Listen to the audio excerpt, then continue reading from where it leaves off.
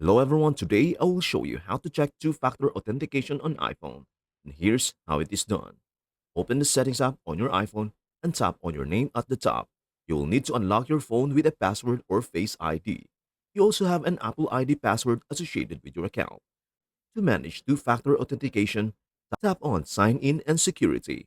Then look for two-factor authentication under Change Password. Tap on it to check if it is turned on.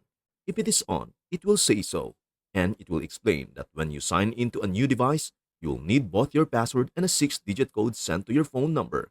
You can also set it up as a security key if you prefer. You can edit your trusted phone number by tapping Edit. If you want to add another number, like a spouse or family members, another option is to use security keys, which require a third-party hardware device. These keys periodically regenerate and can be used for logging in.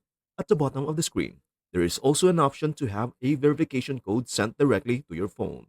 If you are logging in on a different device, it may ask you to get a verification code from your original phone. Simply tap Get Verification Code to receive a string of numbers to use on the other device. That is everything you need to know about how to check two-factor authentication on an iPhone. Before we end, may I humbly ask you a favor? Please do like, share, and subscribe to our channel. This means the world to us. Thank you so much for watching. We hope to see you in our next video.